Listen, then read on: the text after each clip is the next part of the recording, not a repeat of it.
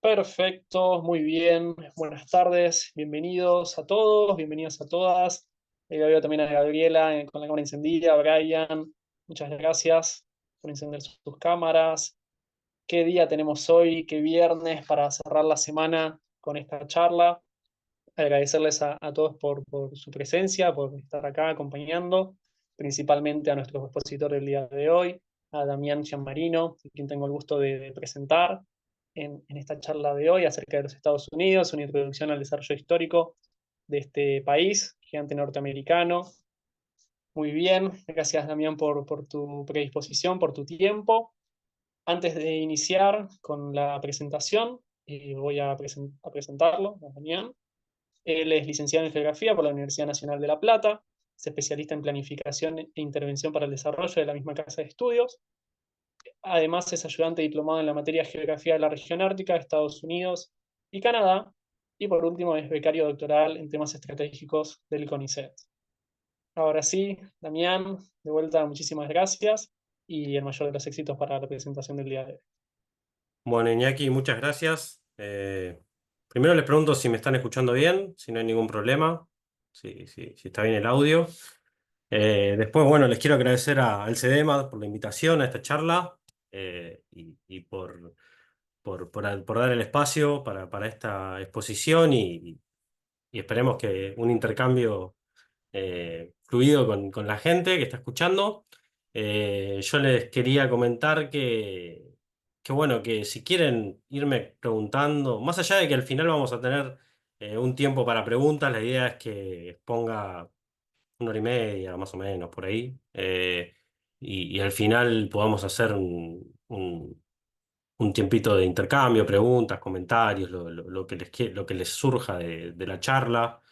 Y bueno, después, pero como les decía, mientras tanto, si quieren ir haciéndome alguna consulta o algo mientras voy exponiendo, no hay ningún problema igual también, ¿eh? Como si estuviésemos en una clase en la pandemia, que de alguna forma estábamos de esta forma, pero bueno, que también igual, como decís vos, Iñaki, cuesta a veces que la gente, o que el auditorio hable en esta circunstancia. Pero bueno, gracias a todos por la atención y bueno, empiezo a compartir pantalla y con la presentación.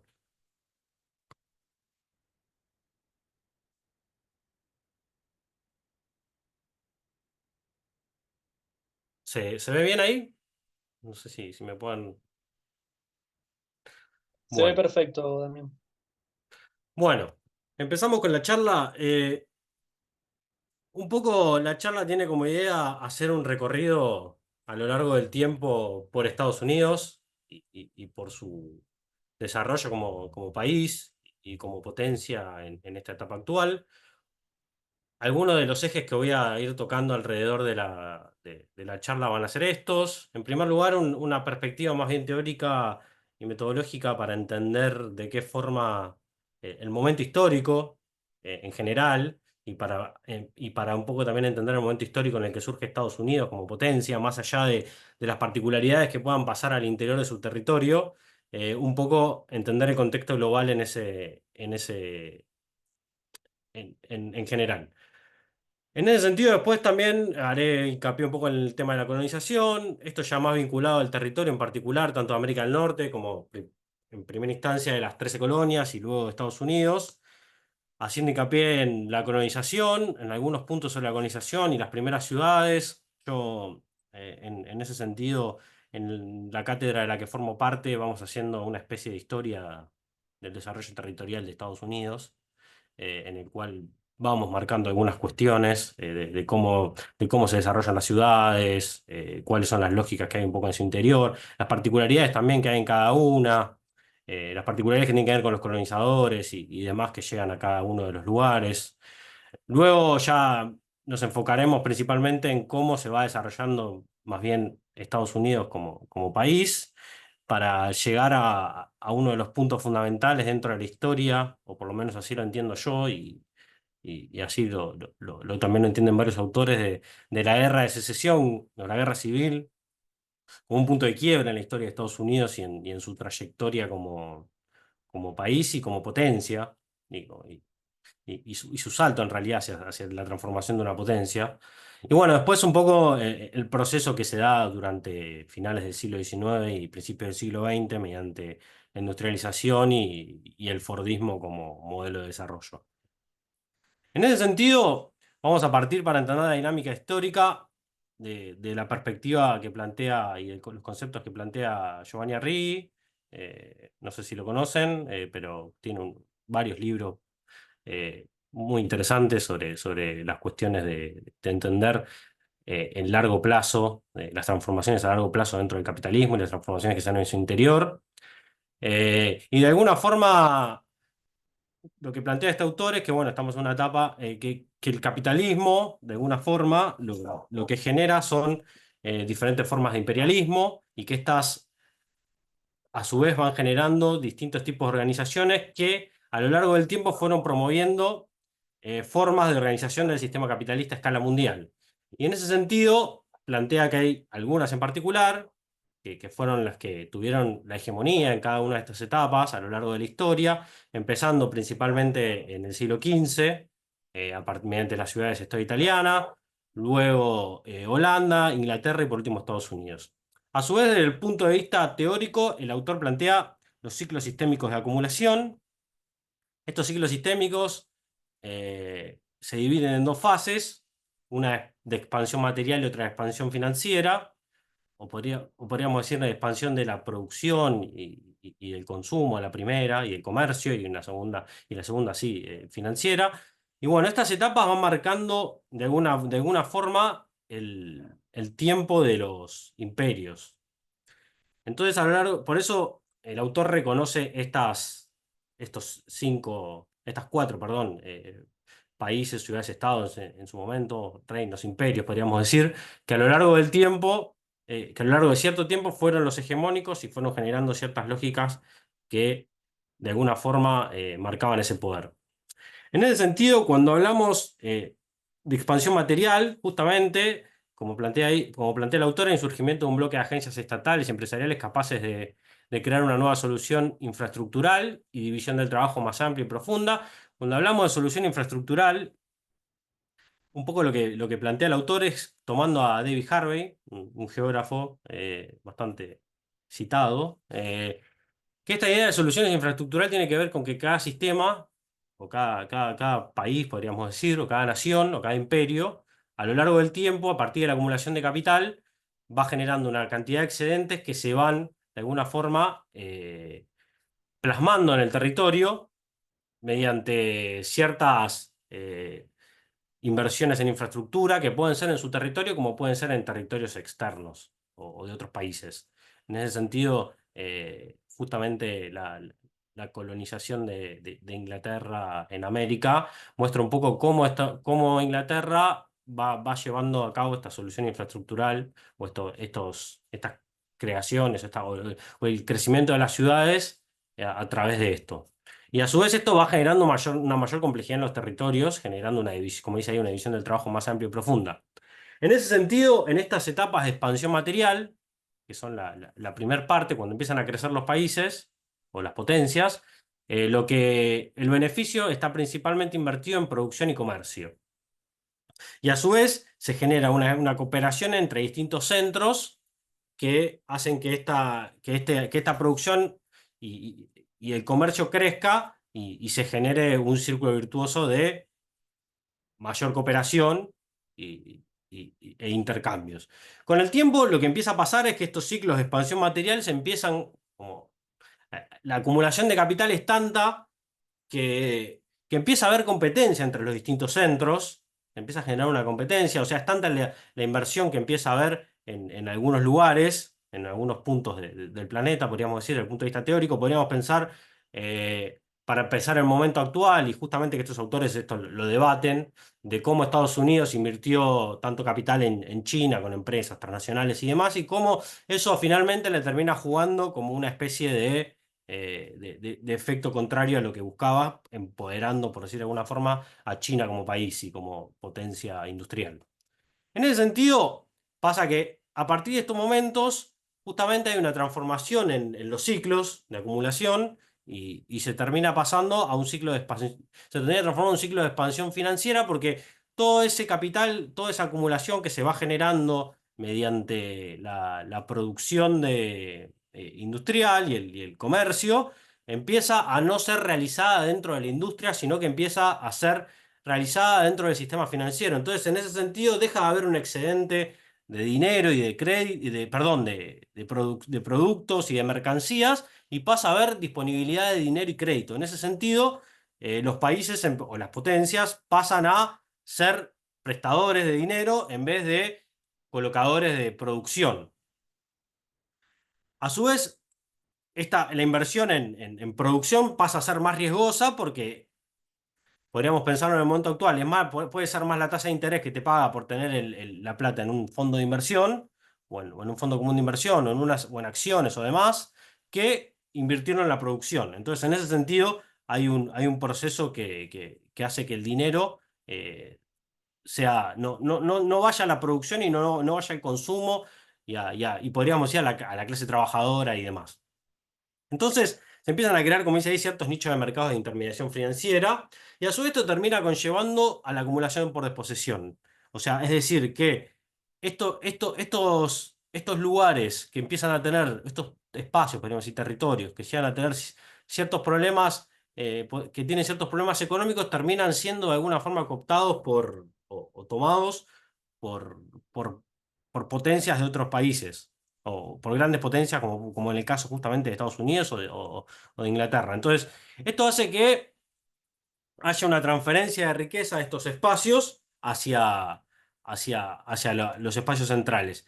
Ahora bien, en este sentido también empieza a haber eh, una transferencia de capital de los centros desarrollados a los emergentes, porque es en el lugar en el cual se tienen que volver a insertar el capital. Entonces, de alguna forma, digo, esto es lo que este par de expansión monetaria, material y financiera termina haciendo que haya un proceso en el cual los ciclos vayan haciendo que las potencias crezcan y decaigan. O sea, por eso decíamos, hay un proceso de expansión material y uno de expansión financiera. Cuando se llega al proceso de expansión financiera es cuando la potencia entra en declive, o el imperio entra en declive, y surge otra potencia como país comandante del sistema capitalista, podríamos decir. Entonces, en ese sentido, los ciclos de acumulación son, según este autor, son cuatro. El primero, el ciclo ibérico-genovés, como decía anteriormente, por las ciudades-estados. Después tenemos el ciclo holandés, que va del siglo XVI al XVIII, a fines del XVIII. El británico, como pueden ver ahí, en cuanto a lo temporal, se superponen, porque hay momentos de transición en el cual está la disputa entre las dos potencias. O sea que justamente, el ciclo holandés y el ciclo británico termina con una guerra en el medio. El ciclo británico y el estadounidense también, con guerras en el medio, son los puntos en los cuales se dan estas transformaciones en la hegemonía a escala global. Yo acá marco con negrita, aunque no se nota tanto, el británico y el estadounidense, porque son en los que me voy a enfocar principalmente como contexto más amplio dentro de la exposición. En ese sentido, entonces, un poco para comenzar ya con lo más vinculado particularmente a Estados Unidos y al proceso de colonización, tenemos que, bueno, que a partir del siglo, en el 1600, 1630, en diferentes épocas, van llegando colonos a América. En gran parte estos colonos eran los ingleses principalmente, eran parte de sectas disidentes dentro del protestantismo, a partir de las reformas que se dan en la Iglesia de Inglaterra, una vez que, que- que dejan de tener vinculación con la iglesia inglesa, ciertas sectas como los cuaqueros, como los puritanos y demás, de alguna forma terminan siendo expulsados del territorio de Inglaterra o de Gran Bretaña y terminan siendo de alguna forma llevados o un poco invitados a irse, por decirlo gentilmente, hacia las colonias o hacia los primeros establecimientos que había en América.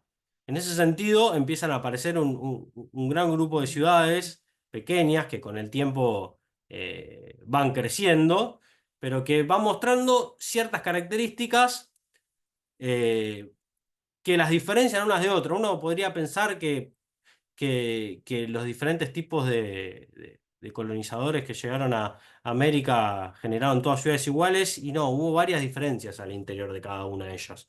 Principalmente porque todos no eran o puritanos o cuaqueros o mismo católicos, apostólicos romanos y demás, sino que por esta cuestión cada uno iba mostrando diferentes particularidades. En ese sentido, de todas formas, hay algunos puntos en particular que se dan y que muestran una diferencia en cómo estos colonos eh, llegan al territorio de América, a las colonias de América del Norte, y a su vez esto muestra ya que a diferencia de lo que pasa en América Latina, que un poco es lo que normalmente nosotros por ahí conocemos más justamente por ser de acá y porque aprendemos eso en la escuela y bueno, en las carreras y demás. Hay una gran diferencia en la llegada de los colonos a América del Norte, en los colonos ingleses, y que tiene que ver con que llegan a un lugar en el cual van a establecerse para realizarse o para quedarse, ¿no? No llegan al territorio de América como un lugar al cual venían a extraer recursos naturales. En parte estaba la idea de que si había oro, plata y demás minerales sean llevados hacia Inglaterra. Pero también en la idiosincrasia de los colonos, había una idea de llegar a un lugar para establecerse y crear una nueva sociedad. Como dice acá, el pacto Mayflower es un pacto que se da entre los colonos. Mayflower era uno de los barcos que va hacia América, en el cual eran principalmente todos puritanos, y que establecen, con la idea de llegar a un lugar, como dice, y se establecen los componentes estructurales de una nueva sociedad. En este pacto, es un pacto que tienen entre las personas basado en la sumisión del conjunto social al cuerpo político en búsqueda del orden y la equidad organizacional. En ese sentido, este pacto en particular termina mostrando, de alguna forma, cuál es la base de los colonos que llegan a América. Que estos principalmente por ahí querían llegar a Virginia, pero terminan llegando por error a la zona de Boston, principalmente de Plymouth en un principio. En ese sentido, hay una perspectiva desde la cual llegan al lugar a establecerse y a querer reproducirse y encontrar su lugar. O sea, pero bueno, con una organización particular en el cual la iglesia no, en realidad lo religioso, mejor dicho, tenía un peso muy fuerte en la organización social de la vida y del espacio en el cual ocupaban. Entonces, a su vez, después aparece este sermón de la ciudad en la colina, que plantea algunas de las principales también ideas, que tiene que ver con la idea de libertad individual, de generar una comunidad, de una acción política, bajo un discurso, como dice ahí, de predestinación, de esperanza y de prosperidad, que de alguna forma plantean, como dice ahí abajo, este enfoque puritano, un destino a cumplir, una perspectiva de integración social, también querían generar una cierta institucionalidad de las colonias, o sea que querían ser reconocidos, no es que llegaban ahí para extraer recursos, sino que llegaban a generarse, a establecerse y ahí poder generar una institucionalidad que sea reconocida por Inglaterra. Eh, entonces, va tomando ciertas características el territorio y las ciudades de la mano de estas ideas que empiezan a surgir en el lugar. Entonces, como decía antes, estamos en la época en la cual el predominio del comercio mundial estaba principalmente en manos de Inglaterra y de Holanda, en un principio de Holanda, y en el medio justamente se da la transición, en esto que les hablaba anteriormente, en esto que les planteaba desde el punto de vista teórico, como el ciclo, estábamos justo en el cambio de la hegemonía holandesa a la británica. Justamente cuando ven ahí, estas son las 5 primeras comunidades o las 5 comunidades costeras que más empiezan a crecer en esta primera etapa de la colonización. Como pueden ahí, Nueva Ámsterdam en 1607 es la primera en establecerse, que luego, como les decía antes, luego de la guerra y de que Inglaterra le gana la guerra a Holanda, se transforma en Nueva York, o sea, ahí hay una transformación ya en la ciudad. Otra de las ciudades es Boston, bueno, Newport, Charlestown, que Charlestown es, al principio se llamaba así, después se llama Charleston, que seguramente la conozcan más por ese nombre a la ciudad. Este fue el primer nombre que tuvo Charlestown separado. Y Filadelfia. En ese sentido, estas 5 ciudades tienen ciertas características particulares que tienen que ver, justamente como decía antes, con los colonos.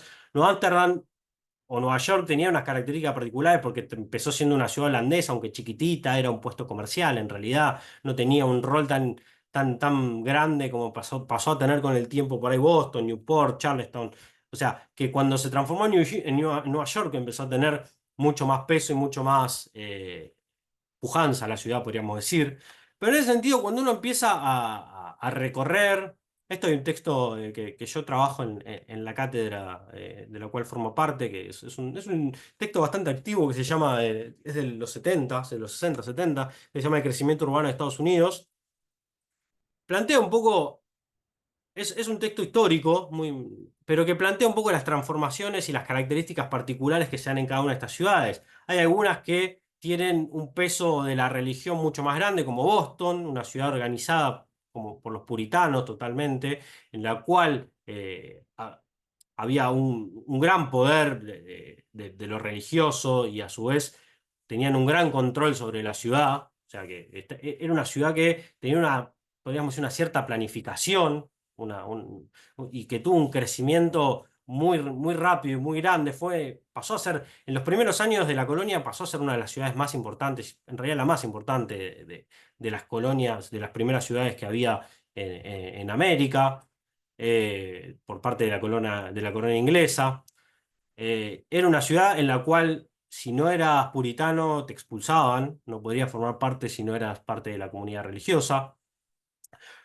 Muy distinto era el caso, como decía antes, de Nueva York o de Newport, en particular, que eran 2 ciudades que justamente no tenían un peso religioso tan fuerte, entonces eran ciudades que tenían una población y una sociedad mucho más diversa. O sea, Nueva York, se puede decir que Nueva York, como en la actualidad es una ciudad cosmopolita, lo es desde el momento en que la fundaron. Es una ciudad en la cual había ya con la colonización holandesa y luego con parte de la población inglesa que llegó, se hizo una mezcla de culturas fuertes, sumado a que no tenían, como les decía antes, un peso religioso tan importante, entonces había un mix de judíos, presbiterianos, cuaqueros, mismo cristianos, apostólicos romanos y demás, que daban una cierta característica a la ciudad mucho más desordenada, con un crecimiento mucho menos controlado y demás. Por su parte, dentro de estas ciudades podríamos nombrar como la más diferente Charlestown, que era una ciudad, era la más al sur, y la que de entrada fue la ciudad principalmente agrícola, en la ciudad en la que había esclavos, en la que había la típica, o la ciudad típica sureña que luego se reproduciría en muchas otras más. Charleston fue una de las primeras que marcó ese camino en particular. Y después tenemos la ciudad de Filadelfia, que la ciudad de Filadelfia tiene la característica también de ser la primer ciudad que fue totalmente planificada, podría empezar como pasa con la ciudad de La Plata. Eh, que esta era una ciudad de los cuaqueros y que tenía también ciertas particularidades, ciertas restricciones, había una cierta diversidad, no había, perdón, no había mucho lugar para la diversidad religiosa y demás. Lo que sí se empieza a ver es que tanto Boston como Nueva York, bueno, y Charleston y Filadelfia, perdón, Newport y Filadelfia, empiezan a ser ciudades que están basadas principalmente en actividad comercial y en intercambio con Inglaterra. Pero principalmente Boston pasa a ser el centro de intercambio y de puesta en común y que mayor desarrollo tenía y relación con Inglaterra. Pasa a ser como el intermediario entre todas las ciudades, entre todas las actividades en Inglaterra. Entonces pasa a tener un rol muy importante y un desarrollo muy fuerte. Qué bueno que a grandes rasgos, un poco para entender un poco esto de estas primeras ciudades, teníamos que por un lado, había una cierta heterogeneidad en las ciudades, como decía. También había distinto tipo de organización política, en ese sentido. Había, como decía antes, Boston era una especie de teocracia eh, con un reverendo que era el que tenía, que la iglesia era el que lo mayor poder tenía dentro de la sociedad y el que organizaba. Más allá, y también tenía una asamblea ciudadana en la cual había un cierto intercambio. En otras ciudades podríamos pensar que había más una organización más similar a la que pasaba en las colonias de América Latina, que no tenían el formato de virreyes, sino que era formato de gobernadores había. Pero bueno, cada una fue tomando una característica particular y lo que fue mostrando fue que al interior de ellas había ciertas diferencias, ciertos puntos en los cuales una tenía mejores, qué sé yo, una de las cosas particulares de Boston, por ejemplo, es que fue una de las primeras ciudades en tener educación pública. Entonces, era un punto importante ese que las otras ciudades capaz no la tenían. Y así uno va viendo cómo cada una va teniendo sus características particulares. Piensen que en esta época, para entender el poder y el desarrollo que tenía la ciudad de Boston, piensen que en 1636 se funda lo que sería actualmente la Universidad de Harvard. O sea, que primero era el colegio Harvard. Pero vean ya el recorrido que tiene de pensando también en cómo los colonos llegaron a ese lugar con una idea completamente distinta. Y también lo que había era mucho debate intelectual y demás. Después, como dije anteriormente, bueno, desde el punto de vista económico, norte comercial, un sur agrícola. Y bueno, esta cuestión también de que estos espacios urbanos o estas ciudades tenían más una mirada hacia el este, es decir, una mirada hacia Inglaterra, hacia la metrópolis. En cambio, los espacios rurales o las ciudades más vinculadas a la actividad rural, al revés, tenían una mirada más hacia el oeste para expandir podríamos decir, la frontera agrícola. Pero bueno, en ese sentido, a lo largo del tiempo empieza a surgir ciertos problemas al interior de las colonias. Y principalmente se empieza a dar estos problemas luego o durante la guerra entre Francia e Inglaterra, la guerra de los 7 años, entre 1756 y 1763, que ahí empieza a generarse ciertos problemas en la vida social, en el intercambio, en el comercio, en cómo la gente, en cómo las poblaciones de estos espacios o de estas ciudades empiezan a tener ciertos problemas económicos porque la guerra hacía que el comercio no sea el mismo, no se pueda comerciar justamente tampoco con Francia. Entonces empiezan a generar ciertos conflictos al interior y además, como le decía antes, empiezan a aparecer muchas cuestiones como las librerías, los periódicos, entonces empieza a haber debate intelectual al interior de la población, podríamos decir, de los locales. Entonces empieza a generar un cierto, podríamos decir, un cierto clima de puesta en discusión del modelo de colonia. Como dice ahí, empieza a haber un conflicto entre la metrópolis y la colonia, empieza a haber también un conflicto entre la ciudad y el campo, porque empiezan a desarrollarse algunas industrias, podríamos decir, en las ciudades. Principalmente, bueno, Boston tenía astilleros, Newport también, un desarrollo que llama la atención en esa época. Empezaban a hacer barcos para la Armada Real de Inglaterra, de gran calado y demás. Y esto empieza a generar también un cierto conflicto entre el campo y la ciudad, en el sentido de que el campo es el que produce y la ciudad es un poco la que vive de la ganancia que genera el campo. Empieza a aparecer esa discusión al interior del territorio de las colonias. Porque la ciudad empieza a ser, las grandes ciudades empiezan a ser, como decía antes, los intermediarios del comercio entre Inglaterra y la colonia. Que hay un punto llamativo ahí de cómo a pesar de ser colonias, en el comercio y en el intercambio eran tomadas como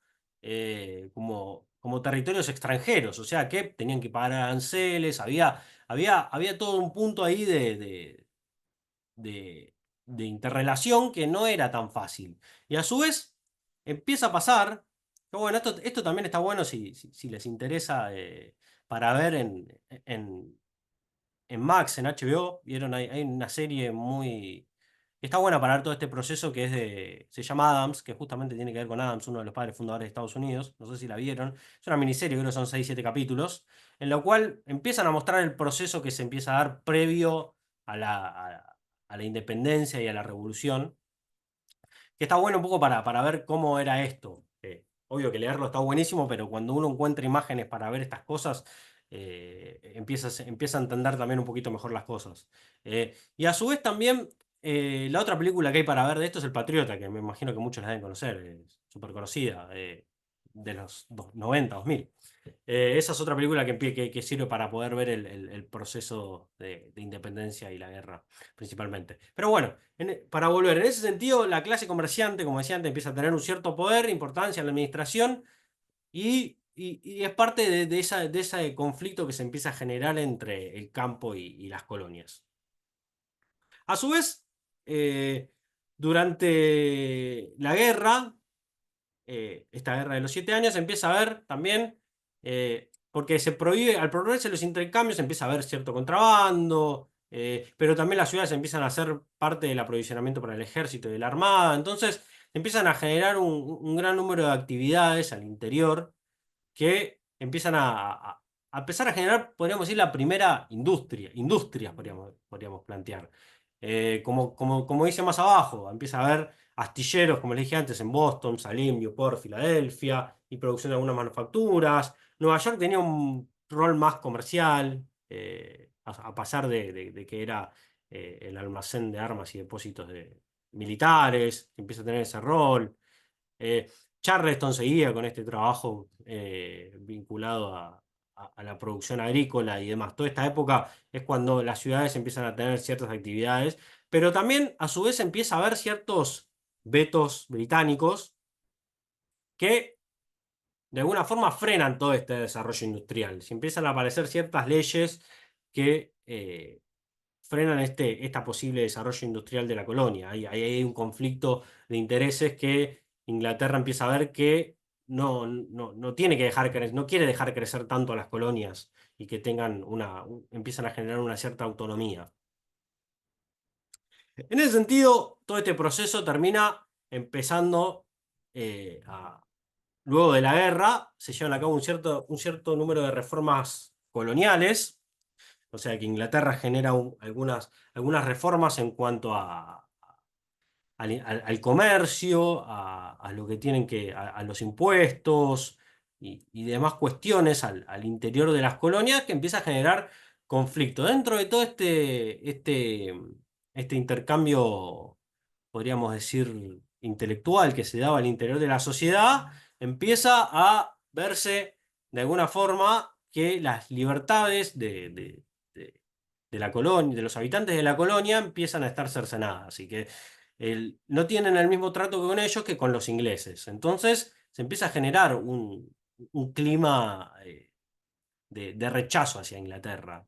O sea, porque también pensemos que, por ejemplo, dentro de los padres fundadores estaba, por un lado, Jefferson, que era uno de los más, podríamos decir, de los intelectuales dentro de los padres fundadores, que había estado en Francia y que había tomado las ideas de la Ilustración. Las ideas de la Ilustración empiezan a tener mucho peso en América, en las colonias. Entonces, eso empieza a generar, como le decía, esta idea de, bueno, las ataduras con el viejo mundo las queremos empezar a romper.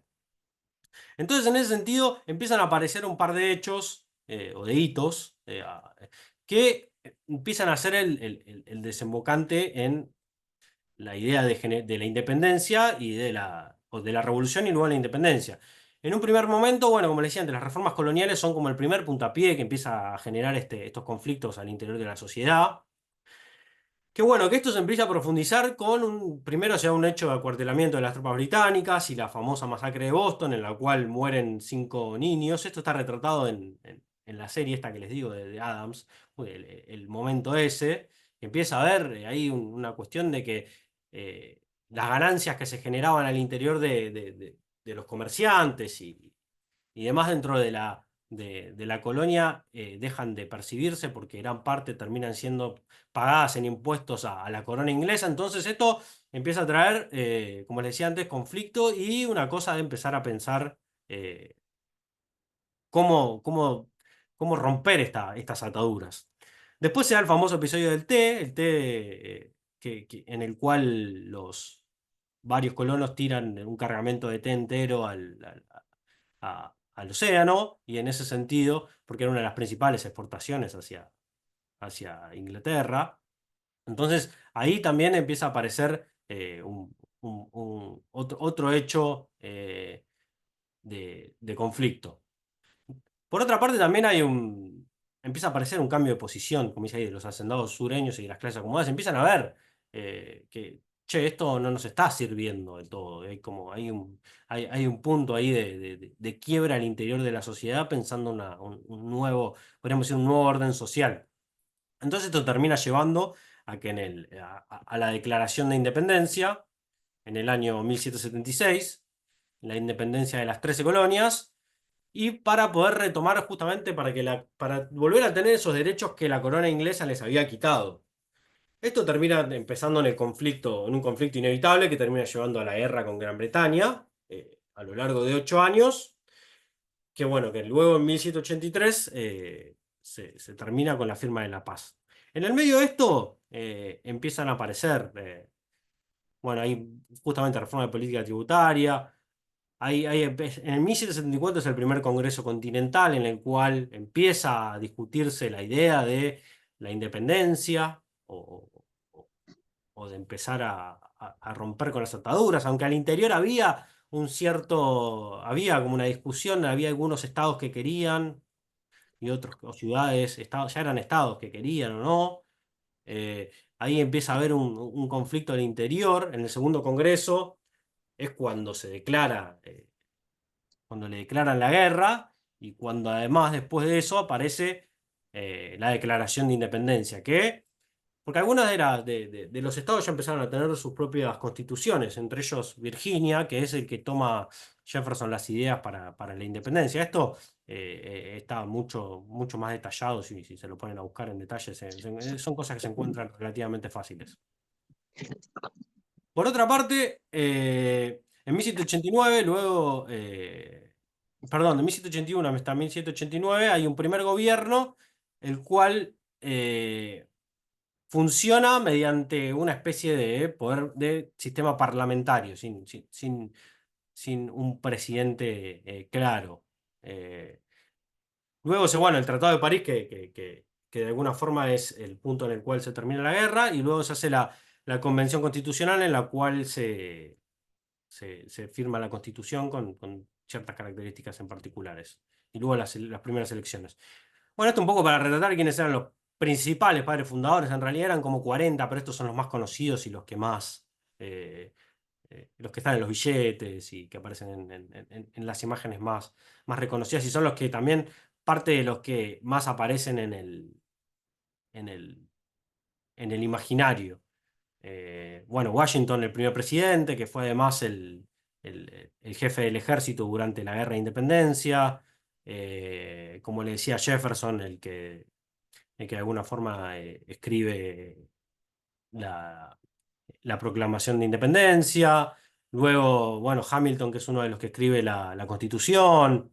eh, Adams, el segundo presidente, que también que fue uno de los impulsores un poco de la independencia y de la revolución, y de la guerra y de la revolución. Y bueno, cada uno cumplió un rol importante dentro de este proceso. Pero había muchos más igual, no eran solo estos. Estos son, como les digo, son algunos de los que más, conocidos, y los que más se sabe su labor.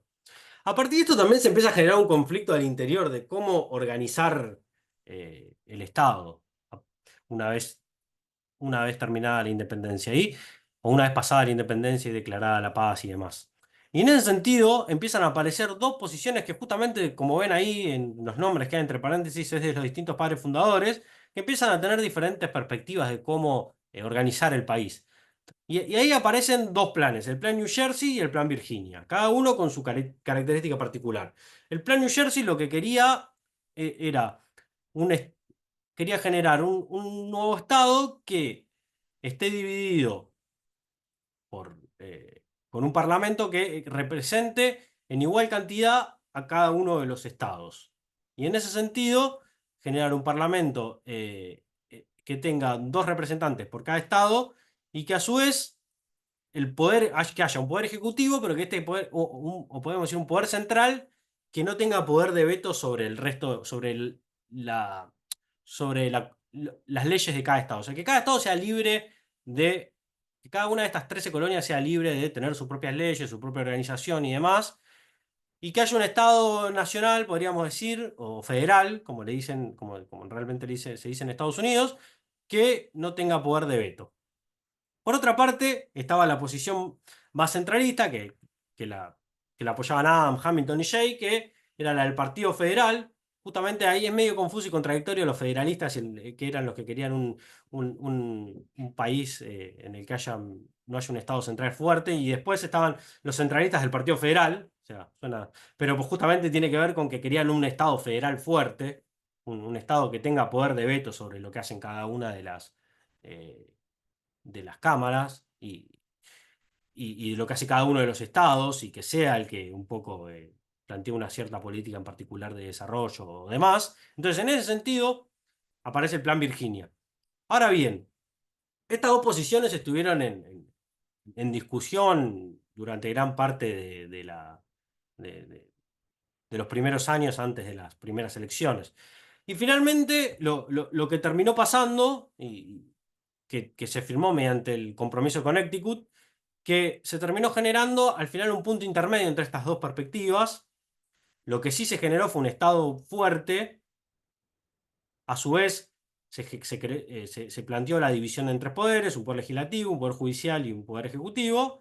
El poder ejecutivo encarnado, como les decía, en el Estado federal, con poder de veto hacia lo que pasaban, pero a su vez generar dos cámaras, y que se fueron la Cámara de Senadores y la Cámara de Representantes. Una que cumplía con lo que querían los federalistas, es decir, una cámara que tenga igual cantidad de representantes por estado, y otra cámara que tenga representantes en relación, que fue la Cámara de Representantes, que tenga la cantidad de representantes en relación a la población de cada estado. Entonces se generaron estas dos cámaras como un punto intermedio, un sistema bicameral en el que uno se representaba a cada estado por igualdad y en el que en el otro se representaba al estado, a cada estado por la cantidad de población. Era un punto intermedio para poder llegar a algún acuerdo entre los dos.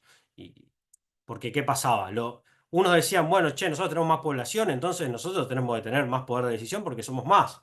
En cambio, nosotros decían, ¿por qué tenemos que tener menor cantidad de representantes si nosotros aportamos más desde la producción agrícola, que eran principalmente los estados del sur? Entonces, en ese sentido, el compromiso de Connecticut es este punto en el cual se pueden llegar a poner, se ponen de acuerdo en cómo organizar el Estado.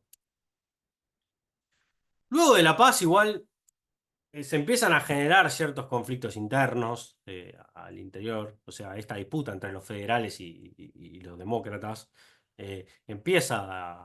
sigue con el correr del tiempo, no es que se salda con este compromiso de Connecticut, sino que es algo que queda latente a lo largo del tiempo. Hay una gran... Acá las ciudades empiezan a ser más importantes todavía, las grandes ciudades del sur en ese sentido empiezan a tener problemas de que no se generan o no se desarrollan tanto las ciudades por tener economías basadas más en las plantaciones y en un modelo de esclavos y de actividades agrícolas. Otra de las cuestiones es que bueno, en 1790 se aprueba la construcción de una ciudad en particular que justamente la idea de crear la ciudad de Washington tiene que ver con que había que haber un lugar para el Estado federal. O sea, tiene que haber un territorio en particular que sea el que cumpla el rol de acoger al Estado federal, que es donde luego se termina siendo la Casa de Gobierno y la Casa Blanca, el Capitolio y demás. Un poco ahí en el mapa para que vean cómo quedó configurado el mapa luego de la independencia y luego de la guerra. Ese es el mapa, el principio de las 13 colonias. Y qué bueno, que con el tiempo empieza a aparecer diferentes cuestiones. Eh, en primer lugar, más allá de que yo en esta parte quiero hablar de la idea de destino manifiesto que empieza a aparecer, también antes, en 1823, como aparece ahí abajo, aparece la doctrina Monroe.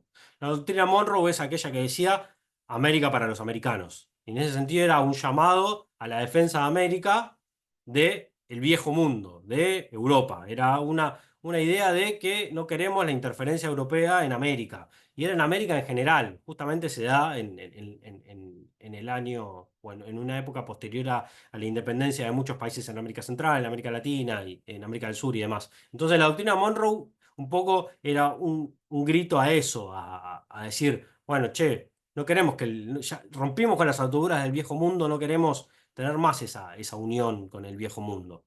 Entonces, y de alguna forma, un poco para unirlo con lo del principio, este es el momento en el que empieza a aparecer esa transición hegemónica que les planteaba de Inglaterra hacia Estados Unidos. Esa disputa empieza a aparecer primero al interior de Estados Unidos y luego esa disputa empieza a aparecer en el exterior. Pero bueno, en ese sentido, aparece al tiempo, aparece la idea de destino manifiesto. Y la idea de destino manifiesto tenía que ver con cubrir el continente y extender la democracia por todo el hemisferio. O sea, esta idea de que estas 13 colonias se tenían que expandir por todo el territorio de América del Norte, que estaba ocupado, esto yo me olvidé de decirlo anteriormente, que no era que solamente eran colonias inglesas, sino que teníamos franceses, teníamos españoles, bueno, en Alaska estaban los rusos, los ingleses todavía estaban en el territorio de Canadá, o sea, había todavía, podríamos decir, injerencia de otros países en América. Entonces, esta idea de destino manifiesto tenía que ver también con que, y se unió un poco a estos mensajes religiosos y de predestinación que había del pueblo estadounidense. A ver, esto también es un gran debate que hay alrededor de la excepcionalidad de Estados Unidos. Hay un debate muy grande alrededor de eso. Uno cuando lee la historia de Estados Unidos empieza a encontrar que los libros clásicos de Estados Unidos plantean esta cuestión de la excepcionalidad y la historia oficial de fue un caso único en el mundo. Pero también, pero después de eso, yo hace unos años me compré un libro de historia de Estados Unidos que es relativamente nuevo, del 2011, de un historiador llamado Thomas Bender que es muy recomendable, que él lo que intenta es romper con esta idea de la predestinación de Estados Unidos como nación, como un hecho aislado, sino que él dice, Estados Unidos empieza a ser una nación entre medio de las otras naciones. No es un caso particular, sino que es parte de un proceso más amplio. No podemos, o sea, es un poco romper con la idea de pensar a Estados Unidos y pensarlo desde afuera, desde el contexto global. Entonces, es una buena forma de empezar a analizar. Pero bueno, una acotación que me parecía interesante hacer en este punto. Pero bueno, en este sentido, entonces empieza a estar el crecimiento hacia el oeste de los Estados Unidos, en esta etapa, es cuando empieza a ver, se dan varios procesos, la compra de Luisiana a Francia, justamente esto se da en el medio de que Francia necesitaba ciertos recursos en la época de Napoleón, entonces compra parte de Francia. Eh, en esta etapa del destino manifiesto también los comerciantes empiezan a ser la clase más favorecida porque empiezan a ser los intermediarios entre la metrópolis y las plantaciones. Empieza a tener un punto muy importante en transporte y empiezan a crecer mucho las grandes ciudades, la población de las grandes ciudades. Entonces el sur empieza a quedar más relegado en esta etapa. Y el transporte, vean lo importante que es un poco lo que de alguna forma termina haciendo que Estados Unidos se empiece a expandir hacia el oeste y hacia el sur. Como pueden, en una primera instancia lo importante era el comercio, perdón, el transporte fluvial. Como pueden ver, hay todas esas líneas celestes que se ven en el mapa. Son muchas obras, se hicieron muchas obras de canalizaciones para poder unir ríos, una de las más, ríos con salidas hacia el océano y demás. Uno de los puntos fundamentales y de las obras más importantes, tiene que ver con el canal Erie, que unía justamente el lago Erie con Nueva York. Esa es una de las obras más importantes que se hacen y es la que le termina dando el rol preponderante a Nueva York como ciudad de las 12, de las 13 colonias. Vaya acá un poquito más amplio con algunos territorios. Entonces, eso es uno de los puntos fundamentales para que empieza a generar a Nueva York como principal ciudad y que empieza a ayudar la expansión. Después el ferrocarril es el otro punto de expansión de la frontera y del territorio.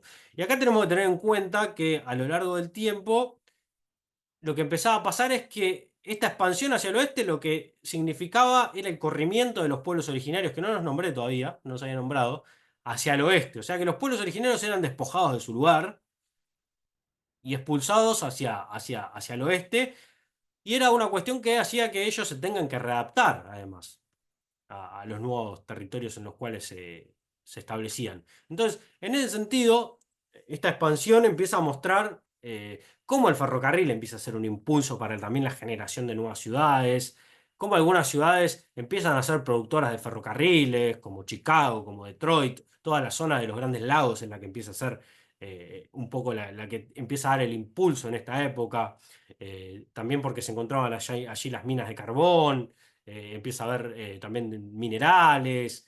Más allá de que esto a lo largo de a lo largo de este tiempo intentó estar frenado por Inglaterra en la etapa de la colonia, pero luego, una vez luego de la independencia, empieza a haber ahí un cierto punto de conflicto. Acá está como se llega a ver del lado, la obra que se ve, no sé si se ve el mouse que yo estoy moviendo, pero del lago Erie, toda la línea celeste que se ve acá donde dice Canal Erie, llega hasta el río Hudson, que llegaba hasta Nueva York. Entonces esta pasa a ser una de las formas de conectar el océano y la producción que se llevaba a cabo en América con Europa. Entonces por eso pasa a tener un punto tan importante esta obra. Ahora bien, en este mismo momento el sur seguía con la lógica de las plantaciones, no tenía la creación de grandes ciudades, las ciudades del norte eran las intermediarias de alguna forma, y Nueva York, como le decía antes, pasa a ser la ciudad más importante, y a su vez también pasa a ser en el sur es el lugar en el que hay una mayor compra y venta de esclavos. A su vez, en el sudoeste, bueno, y el oeste, el país empieza a crecer hacia el oeste y al sudeste con la anexión de Texas, luego con la fiebre del oro, cuando se descubre oro en la costa oeste, entonces empieza a haber un gran flujo de población hacia el oeste, unida a esto al ferrocarril, que empezaba a generar las conexiones hacia la costa oeste y a generar la expansión del territorio a lo largo de todo el continente. Acá hay algunas de las principales industrias que aparecen en ese momento. Aparece algo muy importante que es la desmotadora de algodón. Bueno, aparecen los motores a vapor, los barcos a vapor, todo esto. Los barcos a vapor empiezan a hacer justamente esa primera expansión que yo les decía del transporte fluvial, es gracias a la creación del barco a vapor, que genera que de alguna forma crezca el comercio y sea más rápido y no sea tan lento. Antes mucho por ahí se transportaba en carreta con el barco a vapor y todas estas obras van en sentido de que el barco a vapor sea el que de alguna forma conecte a todo el país y a su vez que conecte con, con la ex metrópolis, con Inglaterra y con Europa principalmente, con todo el resto de Europa. También empieza a haber ciertos, bueno, los astilleros que ya venían de otra época siguen estando y siguen creciendo cada vez más.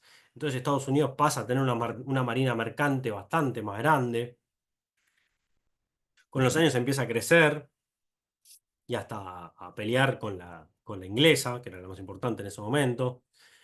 Y bueno, y varios de estas, acá podríamos decir que esta época es en la que se empieza a configurar lo que posteriormente se transformaría en el cinturón industrial de Estados Unidos, actualmente también llamado cinturón del óxido, justamente como metáfora hacia el declive que está teniendo la zona industrial típica de los Estados Unidos. Ahora bien, al interior de- del país y en esta discusión entre el norte y el sur, por un lado aparece una cierta puja de intereses entre el norte y el sur. Empieza a haber una gran disputa intelectual, podríamos decir, en un primer momento, de modelo de país, de qué hacer con el país, de cómo llevar a cabo el proceso de desarrollo de Estados Unidos.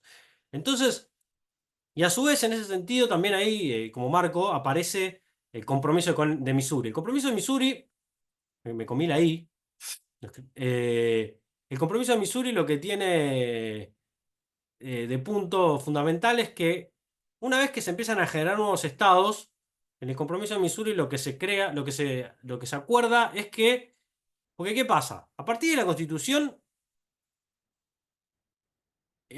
toda la población tenía que ser libre. pero seguía habiendo esclavos. Ahí había una contradicción entre eso, entre la libertad que que se proponía desde la Constitución y lo que realmente pasaba en el sur.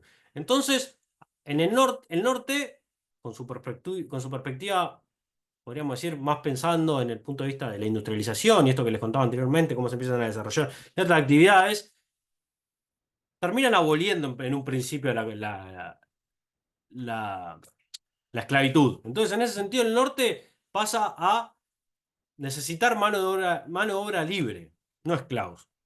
Entonces, ¿qué pasaba? Cada vez que se generaba un nuevo estado, estaba la, la disputa de si ese estado iba a tener leyes, una ley que ampare la esclavitud o no. Entonces, cuando se firma el compromiso, porque en ese momento justamente eran mitad de estados con población libre y mitad de estados esclavistas. Entonces, para no romper ese equilibrio, con este compromiso lo que se acuerda es que por cada estado nuevo que haya esclavista, tiene que haber en contrapartida un estado no esclavista. En ese sentido, justamente, cuando se funda el estado de Missouri, es cuando se genera un estado esclavista y que a su vez genera que en en otro estado se genere una división para que haya un otro estado y que no y se rompa ese equilibrio.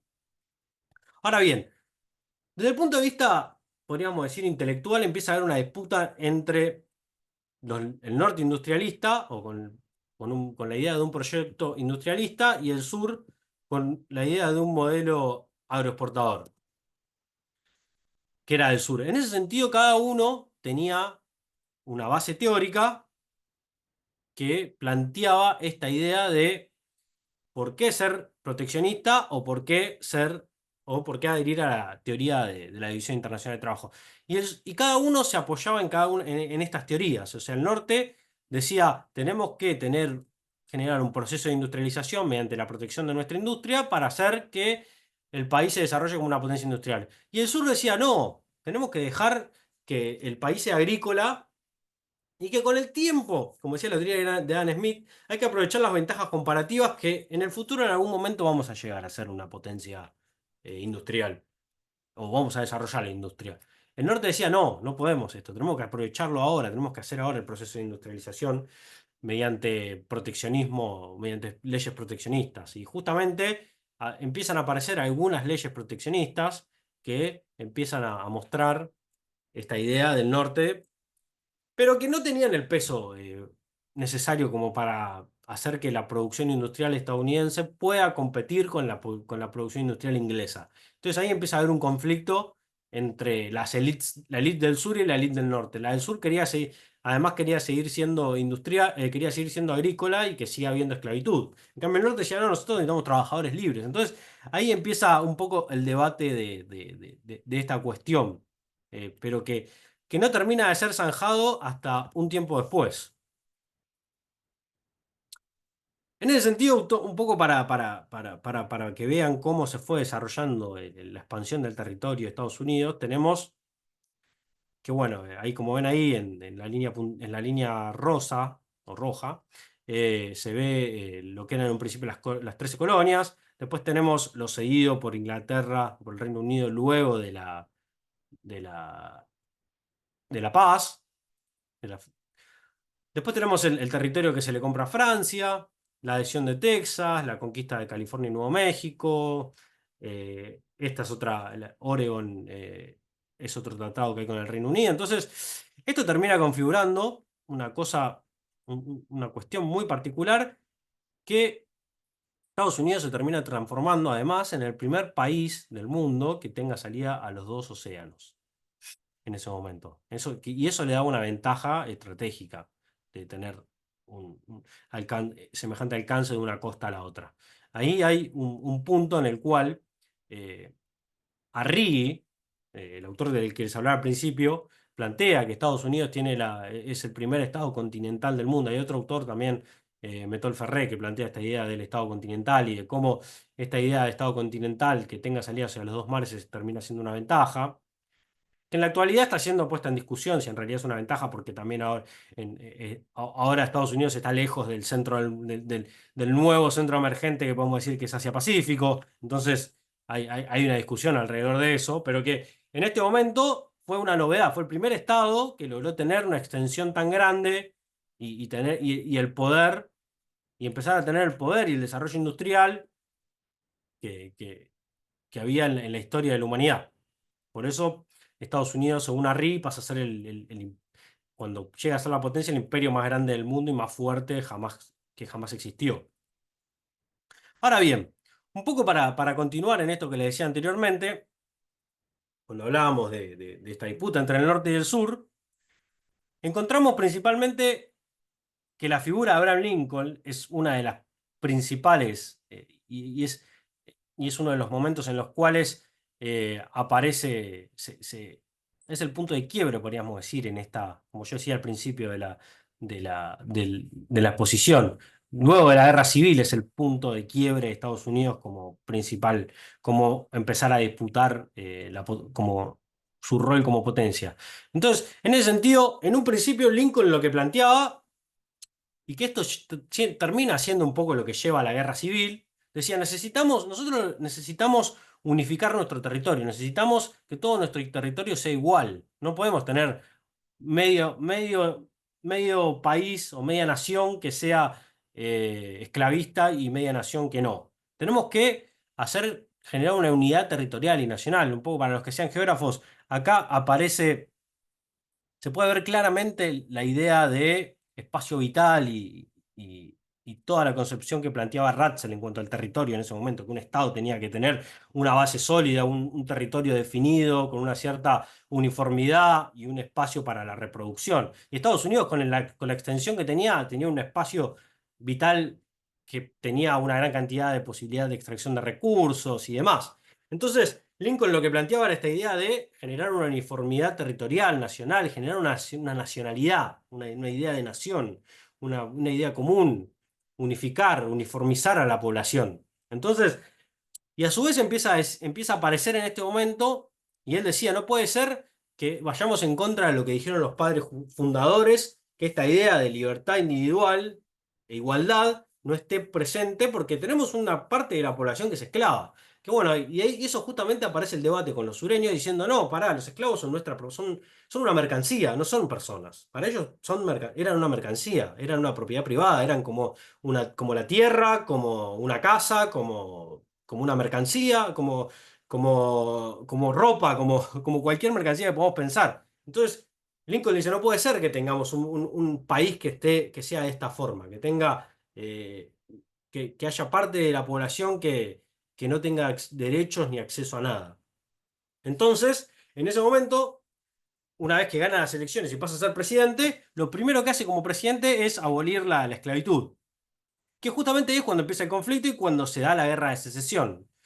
Que hay un gran debate alrededor de esto. Hay muchos autores que plantean que la guerra de secesión, en ra- hay dos perspectivas. Una más pensar la guerra de secesión desde el punto de vista político y social, y otro desde el punto de vista económico. En realidad, muchos autores dicen la guerra de secesión, como por ejemplo Gullo, la guerra de secesión en realidad fue para dirimir qué modelo económico queríamos. Si queríamos un modelo económico industrial o si querían un modelo económico agrícola. Y en cambio, cuando uno lee a otros autores, en realidad le ponen el foco más en la esclavitud y en la abolición de la esclavitud, en los esclavistas y en los no esclavistas. Entonces, hay ahí un punto de discusión podríamos decir que fue primero, si la idea de industrialización o la idea de abolición de la esclavitud. Pero bueno, entonces, la guerra termina siendo inevitable porque las posiciones del norte y del sur terminan siendo muy, muy, muy, no llega a haber un punto de común. Tanto que los estados del sur plantean la idea de la secesión y de la separación de lo que en ese momento todavía se le decía a la Unión, no se le decía a Estados Unidos, sino que se le decía a la Unión. Y bueno, una vez que explota la guerra, acá hay un mapa que describe cuáles eran o que muestra un poco cuáles eran los principales focos de cada una de las posiciones. Los confederados, los que querían que continúe la esclavitud y el modelo eh, agrícola y la Unión que quería la libertad y el trabajo libre y un proceso de industrialización. Entonces, en ese sentido, la guerra de secesión es norte-sur. La podemos poner en varios puntos de intercambio, en varios puntos. Norte contra sur, Unión contra confederados, proteccionistas contra librecambistas, mano de obra libre, esclavos, industriales, agricultores, industrialización, producción de materias primas. Y en el medio la posición de Inglaterra, que era intermedia, pero que estaba a favor de los agricultores, porque era lo que lo beneficiaba a ellos. Y además lo que generaba de alguna forma que no tengan a nadie que les empiece a competir con la industria. El resultado de la guerra de secesión, como todos sabemos, o como todos saben, o la gran mayoría, termina siendo el triunfo del norte industrial y justamente esta cuestión de generar un modelo de desarrollo que vaya hacia la industrialización del país. Entonces ahí empiezan a aparecer leyes proteccionistas contra los productos importados, contra los productos, a favor de la protección de la industria metalúrgica, de la industria textil y demás. Entonces se empieza a configurar el territorio de otra forma.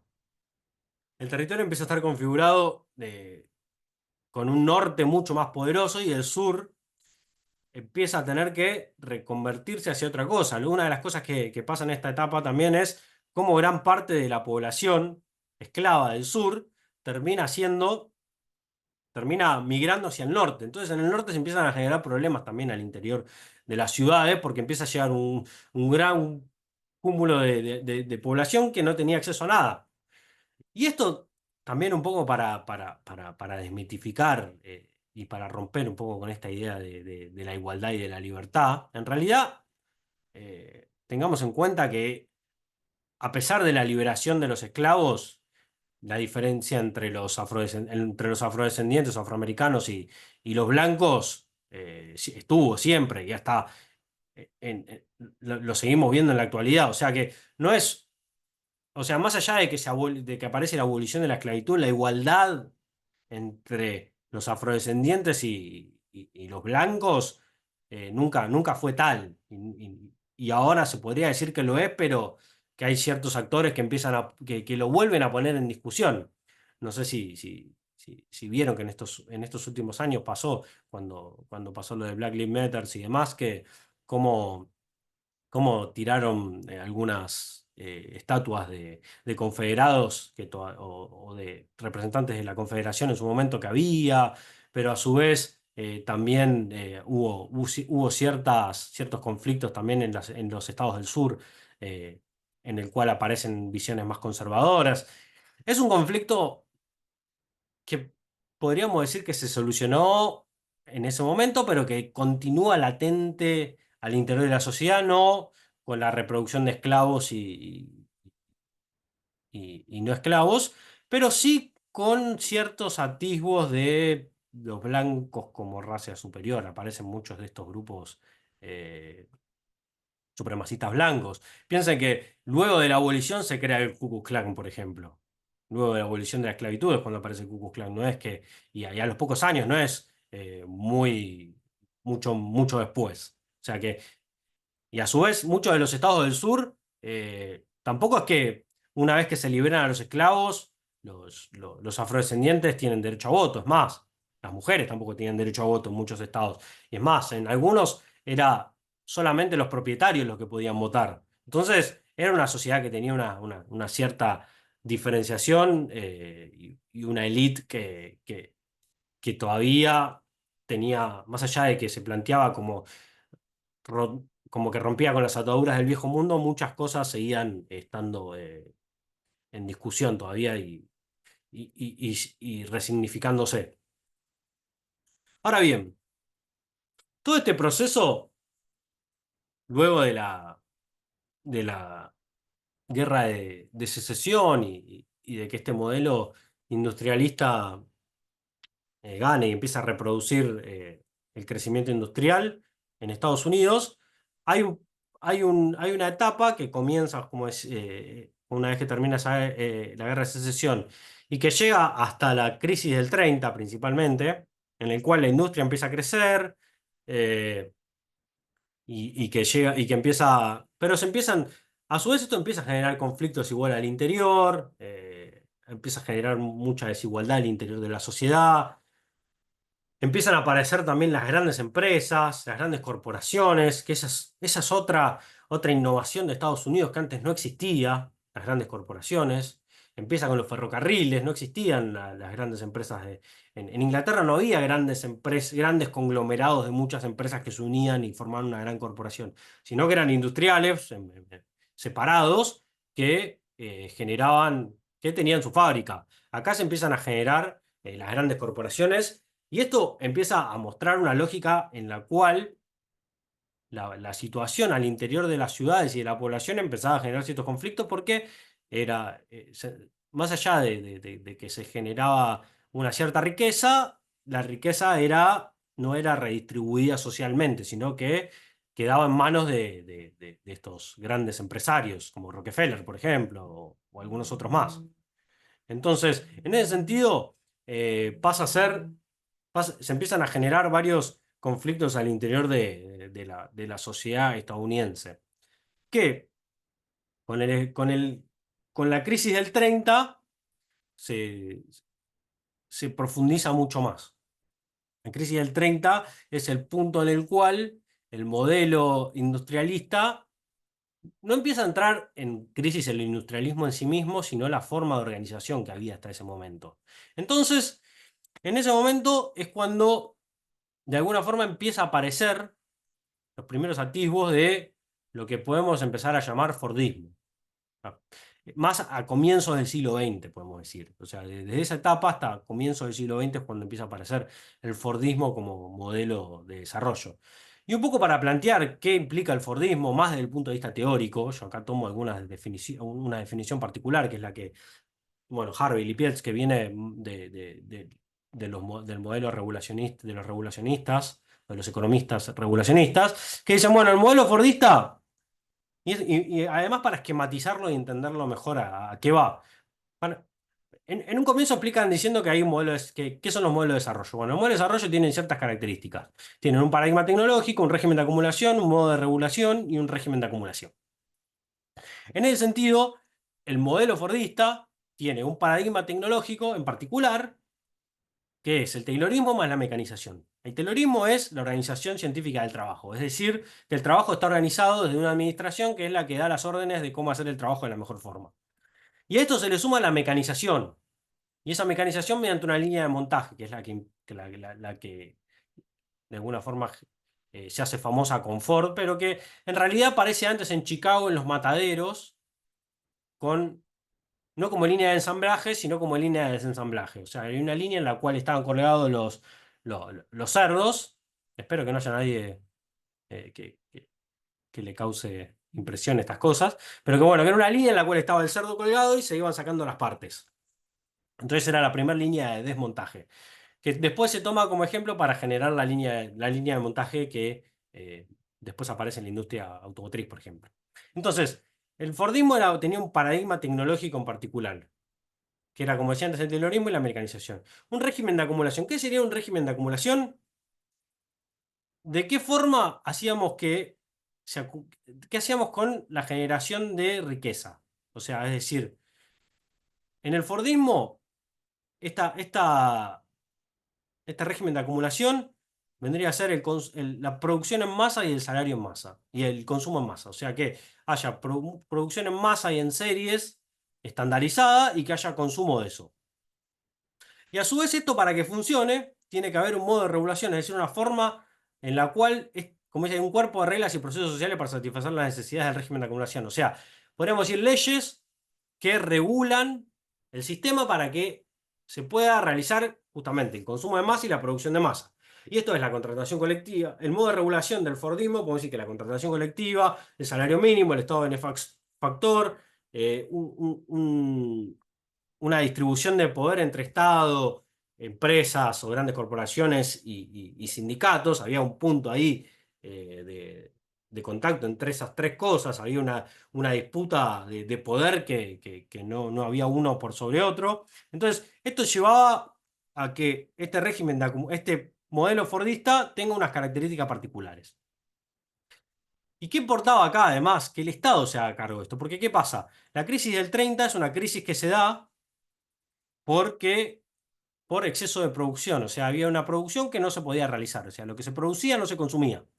Entonces, justamente mediante el Fordismo y el keynesianismo se genera esta solución, de lo que se habla era de que había ciertas fallas del mercado y que el Estado debía solucionar estas fallas del mercado mediante la regulación del Estado o de la economía. Entonces, en ese sentido, el Estado pasa a regular la economía y hacer que el régimen de acumulación funcione. Es decir, hacer que lo que se produce se consuma.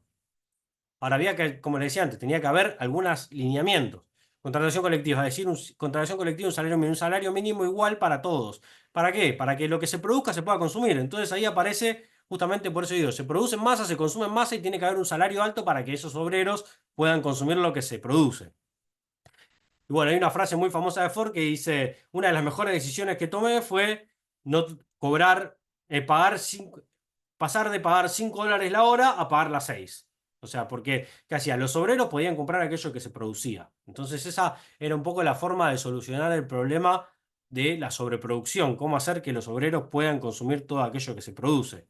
Entonces, todas esas bases, toda esta forma esquemática de explicar lo que es el Fordismo, termina haciendo que de alguna forma se reproduzca un sistema al interior de los Estados Unidos. Y ojo, hay que tener en cuenta que este sistema y este modelo en Europa no se reproduce tan particularmente porque esto también implicaba cierta forma de trabajo y demás, que en Estados Unidos los sindicatos, al no ser tan poderosos, al no tener tampoco la injerencia de partidos socialistas o comunistas con tanto poder como había en Europa, era más, la disputa de poder entre los sindicatos y el Estado era más una conciliación que una cuestión de intentar romper con el capitalismo, por ejemplo, por decir una cuestión. A su vez, esto genera una nueva estética y una nueva psicología al interior de la sociedad. Esto trae que, por ejemplo, Ford contrate psicólogos y demás para ver cómo vivían sus obreros y hacer que sus obreros no sean alcohólicos, tengan una familia de cierta forma. A su vez aparece un tipo de bienes de consumo en particular. Piensen que era una producción estandarizada, que era todo relativamente parecido, no había mucha diferenciación. En esta época también aparecen los barrios obreros y demás cuestiones. Ahora bien, entonces, en ese sentido, Estados Unidos empieza a mostrar que en esta época empieza a tener un sistema cerrado al interior de su territorio que, de alguna forma, lo que intenta es hacer que la producción sea consumida al interior de su territorio. O sea, que esto haga que la industria sea consumida por la misma población y no haya importación de productos. Había importación, pero menor de ciertos productos en particular que no se podían producir en Estados Unidos. Otra cuestión que había, viene un poco de la mano de lo que les decía anteriormente, esta idea de Lincoln, de lo nacional y de homogeneizar la heterogeneidad. En este sentido era esta idea de igualar condiciones a toda la población, a que toda la población del territorio de Estados Unidos tenga un acceso similar para todo. A su vez aparece también la cuestión del confort y del rendimiento, esta idea de la comodidad, de cierto estilo de vida en particular que genera un cambio cultural en la sociedad. Entonces, y también lo que se proponía, como dice acá, equipar cada región con la producción en serie en masa, es decir, que la población de Estados Unidos tenga acceso a la mayor cantidad de bienes y servicios a lo largo de todo el territorio en igualdad de condiciones. O sea que, y acá es donde se empieza a generar el famoso modelo de la familia estadounidense, con la casa, el auto y todo lo demás. Entonces, y además había dos objetivos, dominar la naturaleza y unificar la población. En este sentido, seguían los lineamientos típicos del racionalismo, de defensa del dominio sobre la naturaleza y de la transformación de la naturaleza para el bien de la sociedad. O sea, acá podemos pensar que hay un proceso de extractivismo bien fuerte de la naturaleza y de transformación del territorio. Eso se da con gran fuerza en todo Estados Unidos durante toda esta época y sigue a lo largo de toda su historia, de mucha extracción de recursos, de aprovechar todo lo que tenía a su acceso, para así poder consolidar, como dice ahí, su base territorial y social. En ese sentido, cuando hablamos, perdón, tomo un poquito de agua. Cuando hablamos del Fordismo en Estados Unidos, ¿qué implicó? Por un lado, la política del New Deal, que esto es una de las primeras políticas que se da luego de la crisis del 30, que la da el presidente Roosevelt. Fue el único presidente, piensen que fue el único presidente en la historia de Estados Unidos que tuvo 4 mandatos y murió siendo presidente. Eh, y bueno, que también es el presidente que empieza la Segunda Guerra Mundial y demás.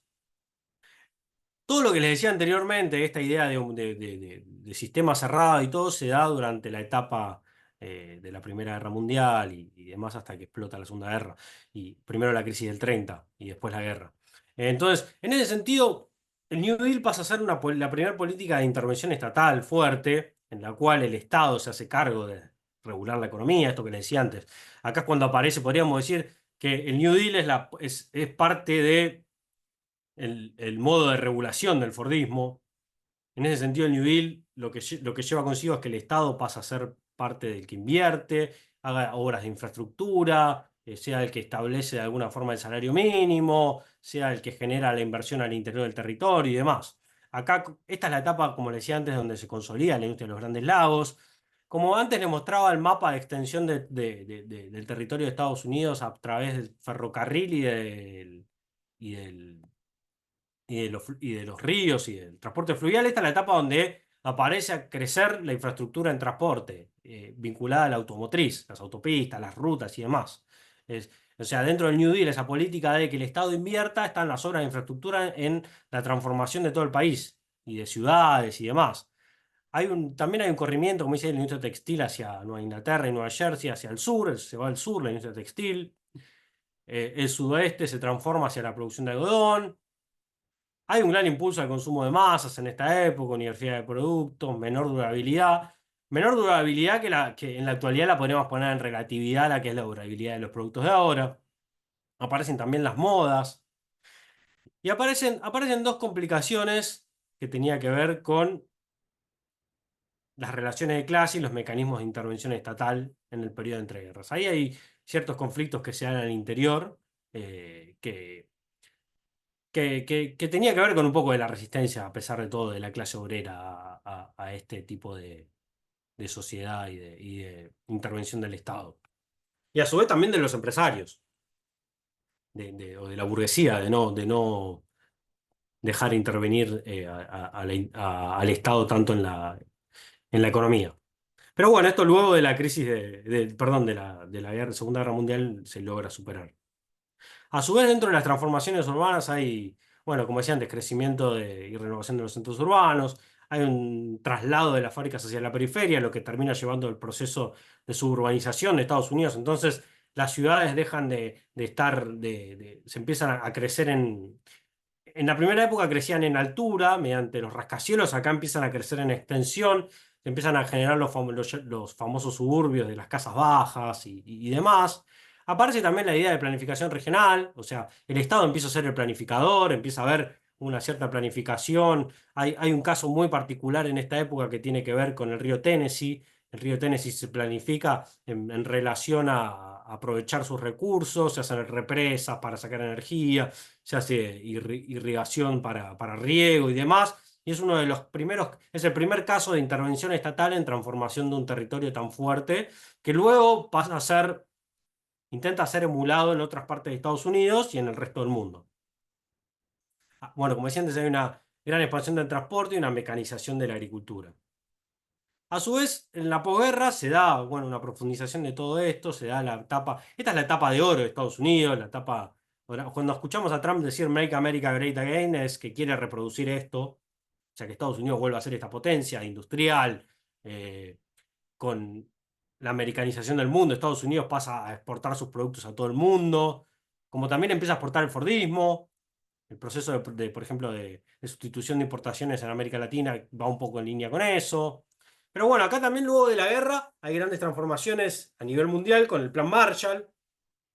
Piensen que el plan Marshall es el plan que Estados Unidos financia a toda Europa para la reconstrucción luego de la Segunda Guerra Mundial. Entonces esto hace que, justamente hace poco, no sé si hace 2 o 3 años había salido una noticia en la que decía que Alemania pagó su última cuota de financiamiento a Estados Unidos luego de la Segunda Guerra Mundial, de la reconstrucción. El Plan Marshall es un punto muy importante de Estados Unidos para mostrar, porque no solamente es la reconstrucción, sino que también es que sus empresas empiecen a instalarse en otros países y que a su vez esto genere que las empresas empiecen a ser cada vez más poderosas.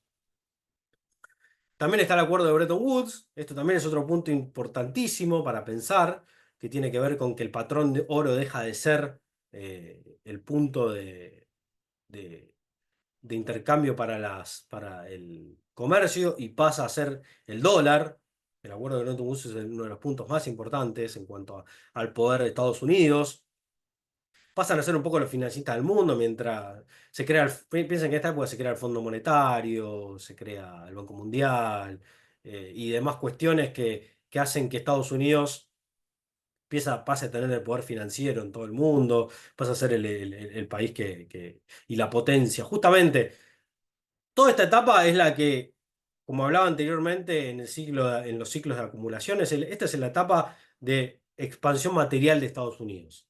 O sea, como vimos, la última etapa, la etapa previa a la independencia de Estados Unidos era la etapa de expansión material de Gran Bretaña.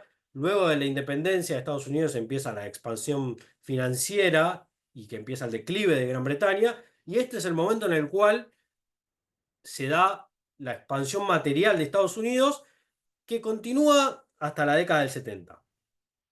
Pero bueno, entonces, como decía, esta es la etapa dorada de mayor crecimiento, pleno empleo, aumenta el nivel de vida, se da un gran equilibrio entre Estado, capital y trabajo, y es el momento en el cual, como le decía, Estados Unidos se transforma en la potencia que actualmente conocemos, pero que en la actualidad empieza a estar en crisis.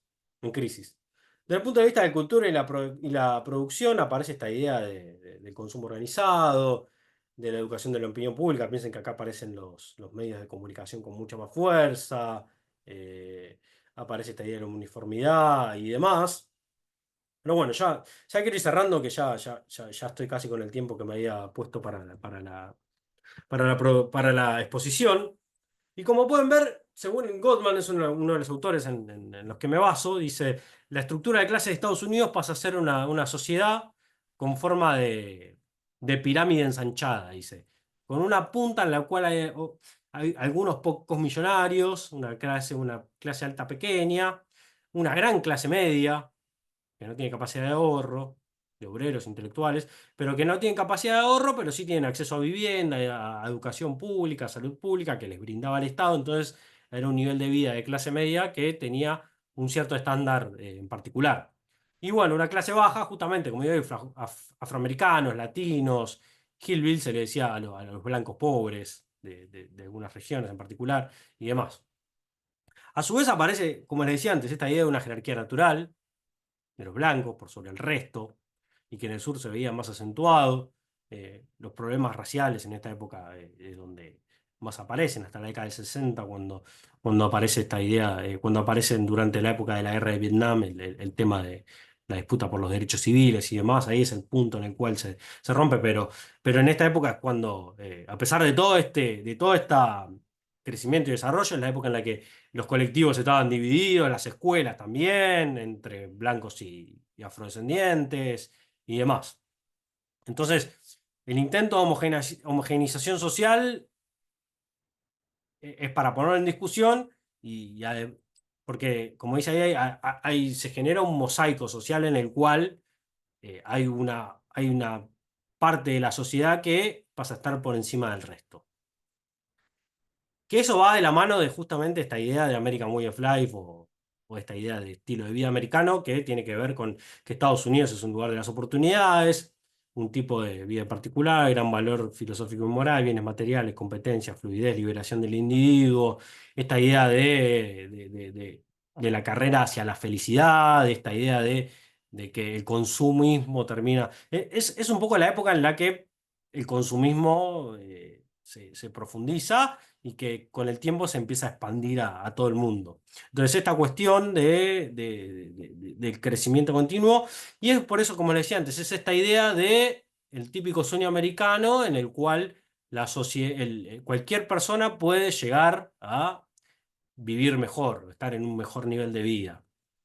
Que se da más que nada en los blancos estadounidenses. En el resto es un poco más difícil.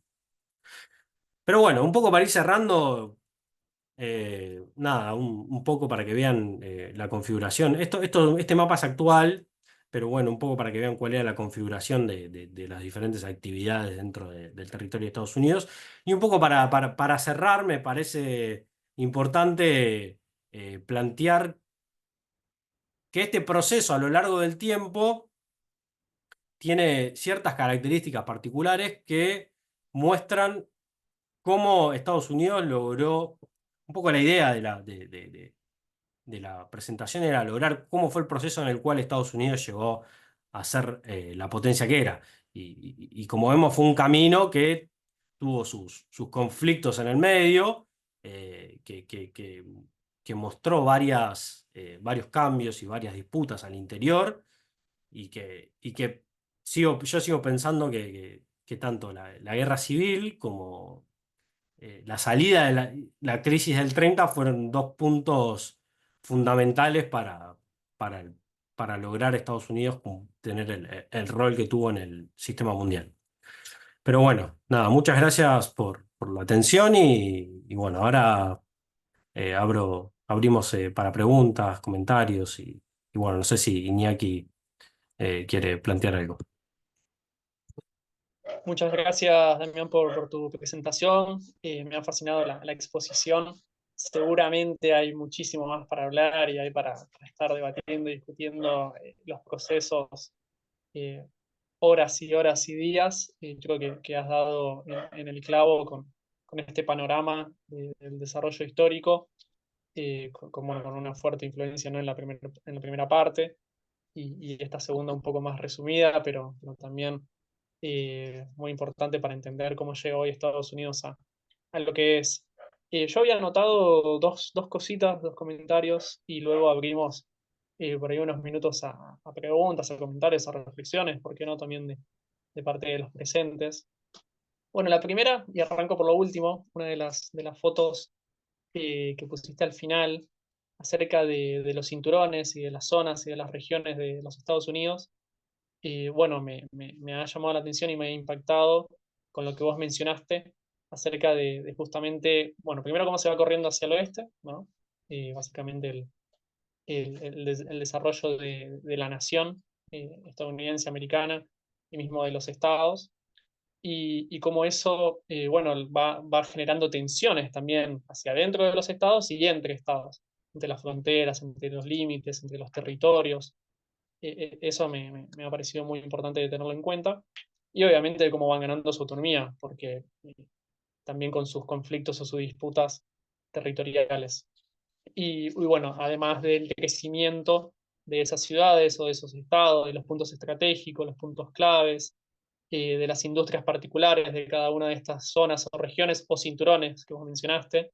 Bueno, fascinante, ese último mapa del orden mundial, que hace unos mapas increíbles.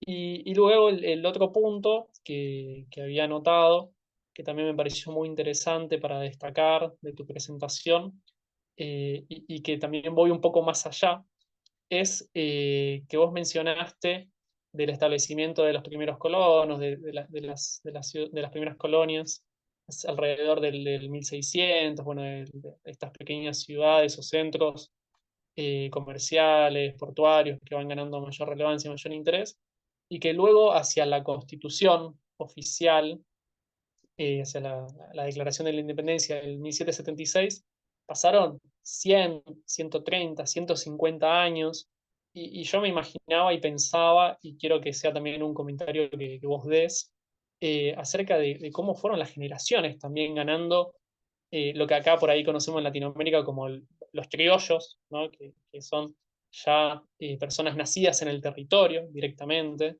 y cómo han ganado como ese sentimiento más patriótico, nacionalista, independencia, o de alejarse del antiguo régimen, de Europa, etcétera, etcétera. Bueno, pensaba eso, ¿no? Como por ahí 3, 4, 5 generaciones iban ganando ese sentido de pertenencia y de que no, quizás no sabían bien qué eran, pero sí sabían qué no eran o qué no querían ser. Bueno, ese es un poco el punto que quería desarrollar. De vuelta, agradecerte por la increíble exposición. Y bueno, sí, abrimos obviamente a preguntas de parte del público, alguna otra consulta que tengan. Y bueno, vos, Damián, obviamente, si querés agregar algo más que bienvenido. Bueno, sí, no sé si alguien, un poco para que no se vaya lo último que dijiste, yo creo que ese sentido de pertenencia que se generó justamente tiene que ver con el sentido con el cual llegaron los colonos para mí. Un poco lo que a lo largo de las lecturas y demás, desde que empecé con esto, fue un poco lo que me fue llegando a mí, ¿viste? Lo que me pareció que era lo que les generó ese sentido de pertenencia, esa cuestión de llegar a un lugar a establecerte a qué era tu lugar al que llegabas, que tenía que ver con toda una cuestión filosófica religiosa, digo, y a su vez de generar un nuevo lugar para vivir. Era como que llevaban de alguna forma a la tierra prometida ellos, al lugar que querían, y que esos se notaba que se lo fueron inculcando a todas las generaciones y a toda a todos los pobladores que iban llegando a estos lugares. Entonces, estas poblaciones, al ser las expulsadas un poco de América, de Europa, perdón, por sus diferencias religiosas, de alguna forma llegaron con una idea diferente, justamente a cómo llegaron a América Latina, me parece. Creo que ese es uno de los puntos, para mí, fundamentales. Muy bien, Damián. Ahora sí, sin pelear, levantando la mano, como gusten, activando el micrófono. La verdad que no hay ningún problema. Pueden tomar la palabra quien desee para eso, para hacer una reflexión o una consulta también.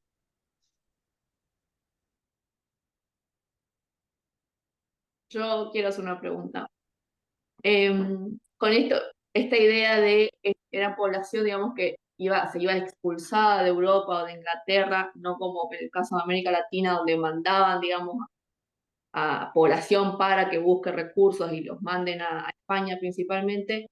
¿Por qué igual, eh, 150 años después, se produce esta revolución de la independencia o la independencia? Había un contacto, digamos, capaz no respondían directamente, pero hay una necesidad de hacer un quiebre con Inglaterra, eh, que queríamos profundizar en eso, digamos, cuál es ese contacto que existe.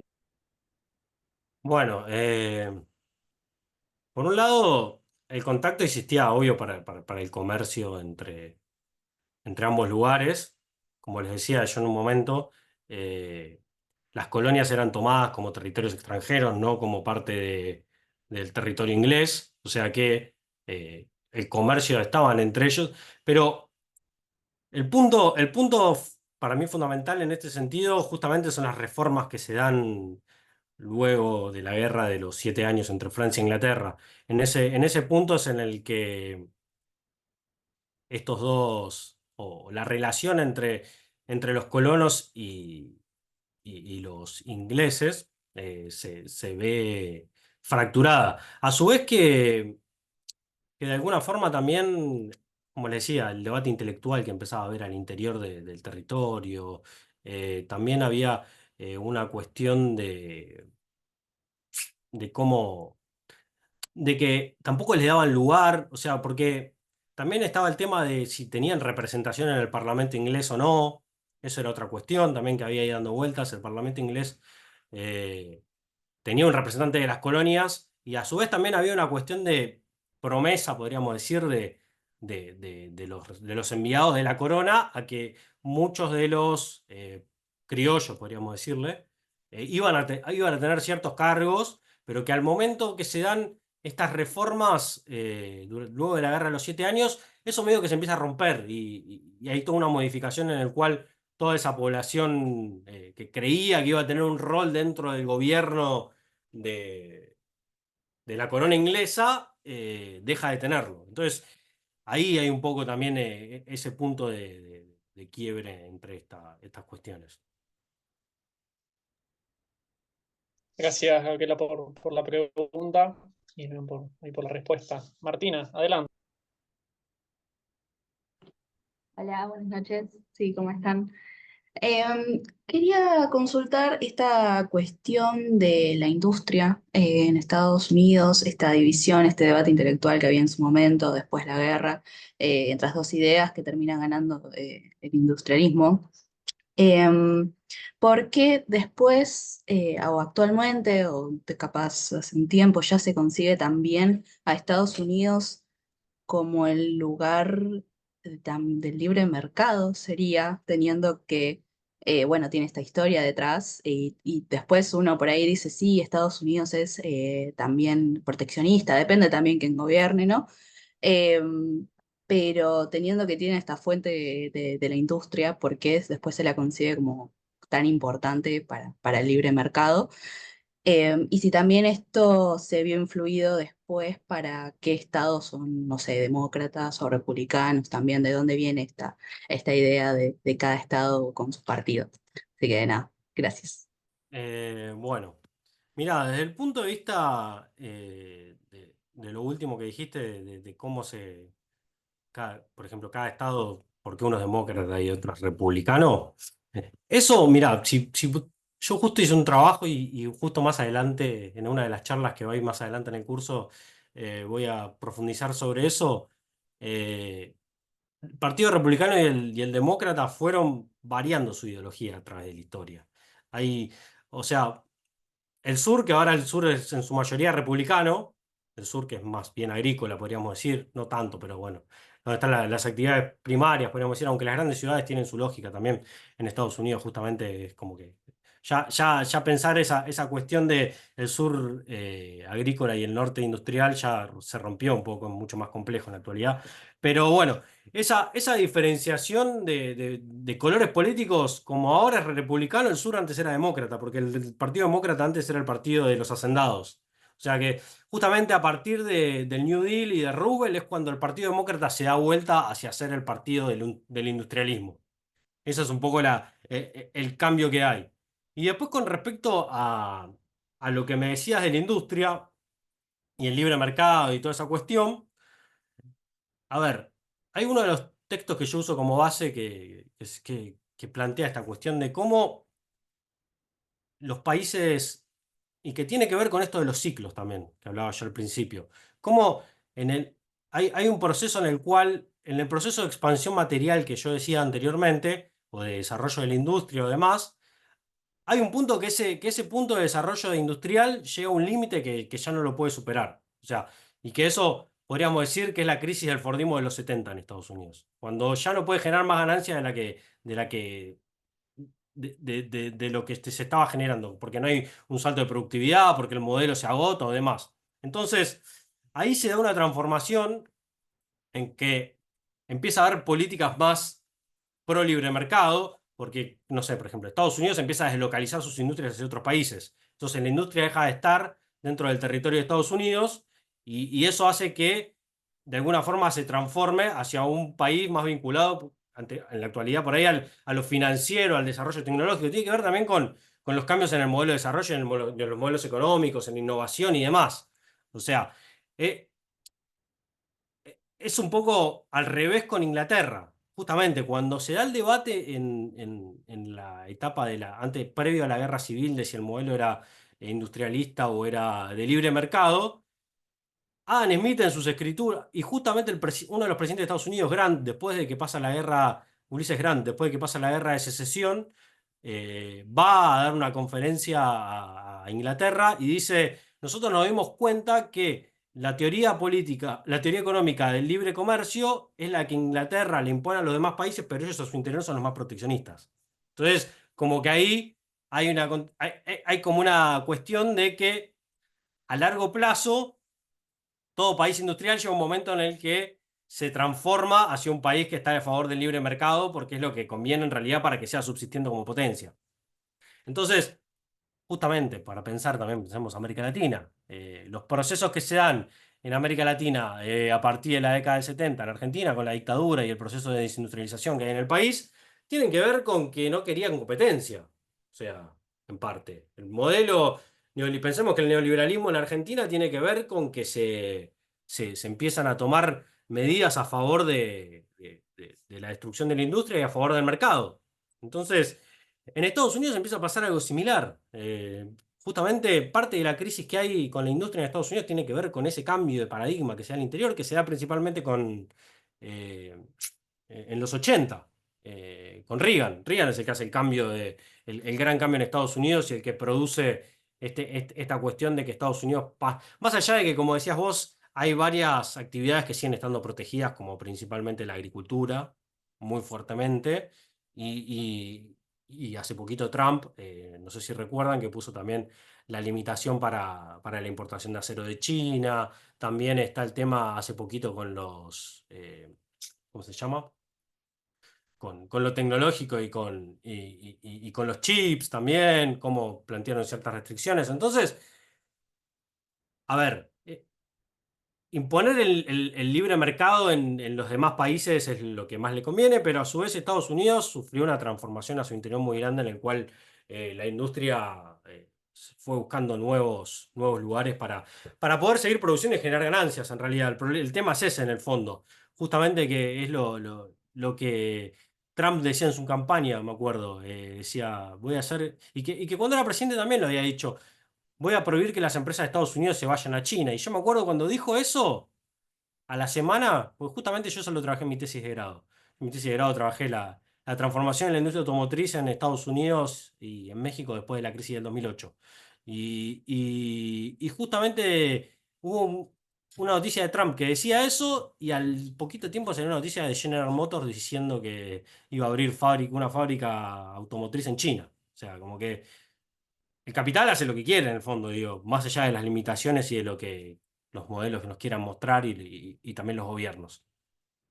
No sé si respondí un poco a tu pregunta. Aunque es para una clase aparte, te digo todo lo que me preguntaste. Sí, perfecto, gracias. Gracias, Martina. Y bueno, aprovechando, ya que Damián lo comentó, ahí se escapó, spoileó un poco la novedad y la noticia. Vamos a ofrecer desde la organización de SEDEMA un curso abocado a Estados Unidos y Occidente, el futuro de todo, de toda la región, de Occidente, las relaciones de Estados Unidos con otros países, con otras regiones. También vamos a abordar el tema de las elecciones presidenciales que son en noviembre, que pueden marcar un momento con un cambio radical tremendo para las relaciones internacionales. Entonces estén también atentos y atentas a que vamos a estar compartiendo en nuestras redes mayor información. Va a arrancar en principio de septiembre y va a terminar luego de las elecciones de Estados Unidos, que teóricamente son el 5 de noviembre. Así que estén atentos y atentas para más información. Bien, ¿alguien más? ¿Alguna otra pregunta? ¿Algún comentario, alguna reflexión? Sin miedo, es el momento. Ninguna pregunta está de más.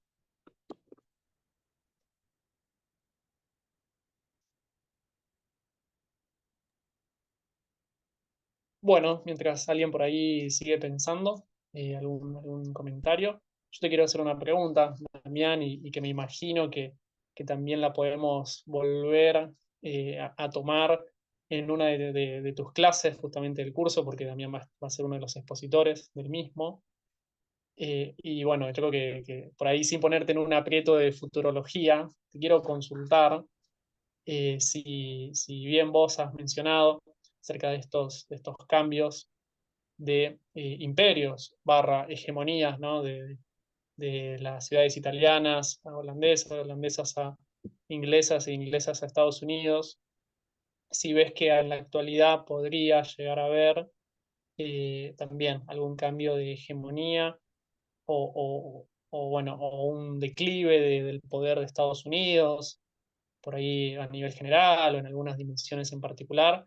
Por supuesto, direccionado hacia Asia, puntualmente hacia China y la región del sudeste asiático. Bueno, sí, mirá, es un debate que nosotros dentro del grupo de investigación con el que trabajo en la universidad y en la Facultad en La Plata, lo tenemos constantemente. Hay algunos más pro China y otros menos pro China, viste que aparece en todos lados eso. Eh, Mira, desde mi perspectiva y desde lo que yo vengo leyendo y estudiando y demás, es claro que hay un proceso de declive de Estados Unidos desde justamente que empieza en los 70. eh, Más allá de que en los 70 y hasta hace no tanto no estaba tan claro quién podía ser la potencia emergente o la región emergente o quién podría disputarle un poco a Estados Unidos su hegemonía. Pero sí, pienso que China está en camino a pelearle muchas cosas. No sé qué, no, no estoy seguro de a qué nivel está la disputa en el sentido de que, no sé, por ejemplo, desde el punto de vista de la disputa tecnológica, porque además es muy complejo la información con respecto a China, ¿viste? Los datos y demás. Es un tema que justamente entre nosotros lo estábamos discutiendo alguna que otra vez y hay una complejidad para medir China y lo que implica su desarrollo tecnológico, industrial y demás. Usando los valores tradicionales que podríamos decir que utiliza Occidente para medir desarrollo de los países, empresas más importantes. Claramente se empieza a ver la aparición de empresas chinas, claramente, en algunos sectores en particular, en algunas cuestiones tecnológicas en particular, como el 5G, que me imagino ya lo habrán charlado en algún curso o algo, que el 5G es una tecnología que desarrolló más rápido China que Estados Unidos se quedó un poquito atrás, pero bueno, también tomó su estrategia de desarrollar un cierto dinamismo por parte de empresas en particular, suecas, Ericsson y Nokia. Pero a mí lo que yo creo que dentro de la disputa económica, financiera y demás, empieza a aparecer esta cuestión de la hegemonía del dólar que tanto tiempo va a seguir, porque además China está aprovechando con Rusia para hacer el comercio en rublos y en yuanes. Eh, pero para mí la más difícil que tienen de todas, realmente la disputa más difícil que tiene, por lo menos pienso yo, China para poder superar a Estados Unidos es cultural. Parece que desde el punto de vista cultural, a nivel mundial, eh, creo que es muy difícil, porque los mismos chinos reproducen el estilo de vida estadounidense, o el ideal del estilo de vida consumista estadounidense, me parece. Eh, pero sí pero igual, de todas formas, creo que hay disputa, no sé, y puede ser que sea a largo plazo igual. Tiene que haber una guerra igual, me parece, una guerra entre China y Estados Unidos para que se defina. Me da la sensación. Como yo creo que lo decía, a lo largo de la historia los cambios de hegemonía se dieron con una guerra en el medio. Y se puede, qué sé yo, Gabriel Merino, que Excelente. trabaja con nosotros, habla de guerra híbrida y demás cuestiones que está presente, pero todavía, más allá de la guerra tecnológica, la guerra económica y demás, eh, todavía bombas entre ellos no se tiraron como como para que, viste que ese es un punto de no retorno después de eso y que lleva a eh, sí, obvio que está el conflicto en Rusia, pero bueno, viste que China en todos los conflictos como que intenta tomar un papel de no tener tanta injerencia militar ni demás, como que intenta ser siempre más mediador que otra cosa. O por lo menos me da esa sensación a mí dentro de lo que veo. Sí, por ahí directamente más Rusia, con el tema de Ucrania y demás. Pero bueno, nada, es una pregunta también que implica un curso en particular, me parece, con solamente esa pregunta. Por supuesto, y también la idea del curso que vamos a estar ofreciendo ya dentro de poquito es trazar o ver distintas perspectivas, puntos de vista, bueno, contenido, porque va a haber un montón de módulos, de expositores de gran nivel, de gran calidad. Bueno, también ahí contaremos con la presencia de Damián en una de las clases. Creo que estamos en un horario adecuado para ir concluyendo con esta clase, con esta charla, perdón, del día de hoy, como esto, como un panorama más general, más amplio, con este desarrollo histórico que hiciste, Damián, muy bien, y por eso también te quiero felicitar, porque en 1 hora y media, 2 horas, trataste ahí de explicar todo lo posible, y bueno, a mí en particular me ha encantado. Así que, bueno, desde ya la vamos a subir a YouTube, igualmente esta charla, así que cualquier otra consulta, pregunta, nos pueden comunicar por redes sociales. Damián, me imagino también que está súper a disposición para cualquier pregunta que le quieran hacer a él. Y bueno, esperamos eso, que les haya gustado a todos. Y bueno, nos estamos viendo pronto. Dale. Bueno, muchas gracias. Y bueno, nos veremos la próxima. Hasta luego. Chau, chau, que descansen. Buen fin de. Chau, chau. Chao, nos vemos.